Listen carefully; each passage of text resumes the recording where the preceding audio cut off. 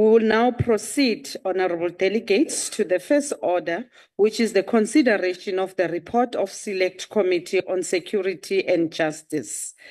The oversight report to the Pollsmoor Correctional Center, which was undertaken from on the 11th of September 2024, which is dated the 9th of October 2024. I now take this opportunity and invite Honorable Mananiso, who is the chairperson of the Select Committee on Security and Justice, to come and present the report.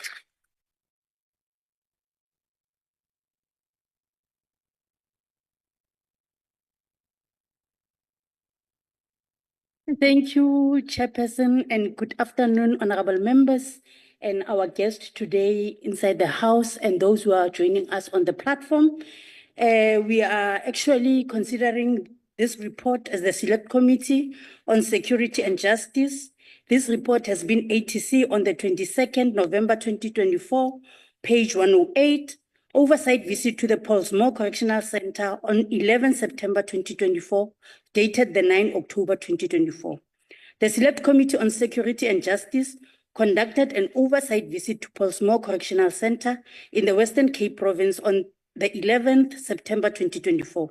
The committee visited Pollsmoor as part of its oversight function over the Department of Correctional Services. The committee chose to conduct a visit to Pollsmoor following a recent TikTok video.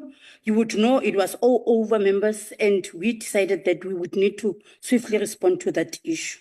Where an inmate with a cell phone broadcast and inmates have accessed to contraband within correctional centers. After the circulation of the TikTok video, the department conducted raids at the Goodwood and Sun City Correctional Center, which drew further attention to this matter. So as the committee, we then decided that we won't be doing stampede of oversight. Then we decided to go to Pollsmoor. Honorable Chairperson, it is with great pleasure to present the report that contains the committee's findings and recommendations to the Council. Issues that we dealt with in our oversight were issues of overcrowding. The first challenge that we noticed as the committee was overcrowding. The issue of overcrowding was investigated in 2016 by the Judicial Inspectorate for Correctional Services, and interventions were meant to reduce it by 150%. The committee noted that a wider discussion with the GCPS cluster to find solution to reduce the remand detainees' length to time within the system would alleviate much of the overcrowding. Members, we noted that the remand detainees are involved in gangsterism and want to remain in the facility, and wanted to know what measures can be implemented to prevent this in the future. Because we have noted that not everybody who's in prison is there because of their law offenders activities, but by the fact that they feel safe in prison. Members noted that deterring the public from choosing to commit crime, whether through improving the values of society or making correctional centers an undesirable place, we should also explore with the relevant role players. This may have the outcome of reducing overcrowding in correctional services. Honorable members, the committee acknowledged the self-sufficiently programmed employed by Pollsmoor and commended the skills transfer to empower young persons. The committee queried the department mandate and whether the process to rehabilitation offenders guarantee an offender rehabilitation. Members queried that legal amendments were required to use inmates as a labor force to work and make bricks to build the prisons to reduce overcrowding. Because as the committee, we are gravely concerned that people are just seated there for 24/7 and just enjoying the meals. So we need to see them working to ensure that at least they build some other spaces to reduce this overcrowding. Honorable members, many inmates were in correctional centers because of poverty, gangsterism, and their inability to pay the bail amount. Members queried what assistance could be given to young offenders who have found themselves in this situation. Members noted that the committee could not assist the department if all the facts were not placed before the committee. A recent TikTok video showed an inmate stating that he was living in a hotel. The department provided the committee with a view that everything was running smoothly, but when the members visited C1, C2, and B3, as it was suggested by Honorable Kotza. We then decided that even if it was not on our program, let the member explore so that we unearth whatever that was hidden from us as the committee. Members observed that cells in B3 were empty because a roof leak that was unrepaired for 2 years, which led to flooding of cells. In all these cells, there were broken beds made of steel. When the facility runs a steelworks facility that could fix the beds or repair the vandalism mesh covering the windows. In C2, there is a cell that has bed but no mattresses. But in other cells, there are unused mattresses, meaning basic humanitarian needs were not being met. Members expressed concern that the Department of Public Works and Infrastructure appeared unable to meet the current demand of correctional centers. Members noted that challenges posed by Department of Public Works must be considered by the committee, of which we are anticipating that next year we would be meeting with Department of Public Works to ensure that we find solution in all our centers that we are dealing with. We then raised issues of vacant position, of which we said that the department must prioritize them. We raised issues of contraband, fraud and corruption, of which we said that there should be intervention. We raised issues of cultural practices, that those who are within the prison, they need as well to be allowed to practice these cultural practices. As you would know, in our committee, we do have a traditional leader who actually had issues on this, that maybe some of these inmates, they're going in and out the prison on the basis that they are not being given that cultural liberty of doing their cultural duties. The committee further recommended that the departments need to work with other relevant role players to ensure that we keep this crowding, because we do believe that issues of crime are a social responsibility. The committee recommended that Justice Crime Prevention Security Cluster should meet urgently to address the improvement of processing, remind detainees with a view to reducing overcrowding within the Portsmouth Correctional Centre. In addition, this meeting should resolve to release more funds within the cluster to roll out additional audiovisuals facilities in all correctional centers, because we have noted that at least with these audiovisuals facilities, you are able to conduct services even if you don't take those prisoners from other areas to other places. That will then assist the department to reduce the costing.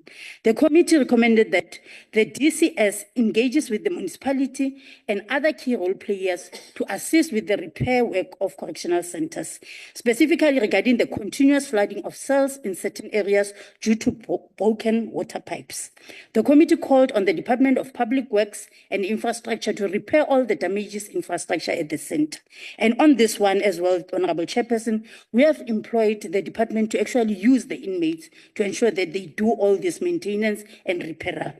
We have further went to then advise them that they must work with all the sitters to ensure that they impart skills transferred to these inmates so that they are able to do some of the maintenance within the prison rather than using the budget of the department to actually do these other services. Honorable Chairperson, the committee called for an increase in rates that should be rolled out in all the correctional centers. Further, that appropriate measures for the control of contraband should be enforced at all correctional centers, and that disciplinary measures and consequence management should be instituted against corrupt official. The committee requested that a full report from the department on action being taken to address the issue, with timeframes to be sent to the committee within 14 days of the adoption of this report by the council, of which we would be awaiting, and we have written a letter to the department that when they need to adhere to our 15 days of working days. The committee requested the correctional center management to fill all vacancies, especially psychosocial and dental posts that have a direct bearing on the health and care of inmates. The department should furnish the committee with a report on the action taken to fill this post within 14 days of the adoption of this report. Honorable Chairperson, I must tell you that in that facility, on a positive note, the committee noted the good work that inmates do at Portsmouth Correctional Centre, which includes beautiful and quality woodwork, steel products and textiles, and the special facilities for mothers and babies. And we have said to them, we would need to see the same safe space and environment in all the inmates' rooms, because what we saw in the mothers and babies' room, it's something that one would admire because it brings human rights to life. Honorable House Chairperson, I would like to thank the members of the committee who took part in this oversight and made inputs for us to be able to produce this report for the Council to consider it. Members and South African, please note, if you would want to access this particular report, it is 80 seat and you can find it in the website of the Parliament, where you would be able to explore in terms of what we have experienced as members of Parliament, so that you can quantify our work as members of the Select Committee in terms of making sure that we create safe spaces regardless of the boundaries or regardless of where we find ourselves, more especially in spaces of correctional services. I thank you. Thank you very much, Honorable Mananiso, for tabling quite eloquently the report on behalf of the committee. Honorable members, earlier on, I've indicated that we do have guests, special guests today in our gallery, and I see they are here, although they are seated in a quite an awkward position where members will have to strain their necks so that they can see them. Today, we are graced by the presence, honorable members, of Mrs. Heather Ryder, and as well as their son, James Ryder, the son's friend, Dagon Spencer. If we may request them to wave their hands so that members can appreciate their presence. We thank you so much for being part of this business of the NCOP today. Feel free, you are welcome to listen to the members as they deliberate on issues that affect you on daily basis. Thank you very much. Having said that, once again, thank you, Honorable Mananiso. I now put the question. The question is that the report be adopted. Before we proceed to the voting, I shall allow provinces an opportunity to make their declaration of vote in terms of Rule 86. Is there any province that would like to make a declaration at this point in time? Honorable Badenhorst. Thank you, Chair. Chair, the Select Committee on Security and Justice conducted an oversight inspection at the Paulsmoor Correctional Facility on September 11, 2024. While we were welcomed by the Executive Authority for Correctional Services, both the Minister and his Deputy, the Minister could not stay for the duration of the session. This is crucial as the Ministry should at all times take responsibility and accountability for the respective departments. The DA raised critical matters that are of concern, with the following key issues identified at this specific facility and the correctional services in general. Acting positions in the Paulsmoor management area. There's a very high vacancy rate and many positions cannot be filled due to a moratorium on filling of positions as per cost containment measures, as well as natural attrition such as retirements, resignations and dismissals. What is of grave concern is that the most senior officials are on acting capacity, such as the Regional Commissioner, Deputy Commissioner and Area Commissioner, amongst others. This represents a level of instability in the administrative function of the department. Overcrowding. The committee found that the cells were overcrowded, specifically awaiting trial inmates. This poses a serious security and health hazard for both the officials and the prisoners. At the oversight inspection, the prison management had barred the committee to see certain facilities.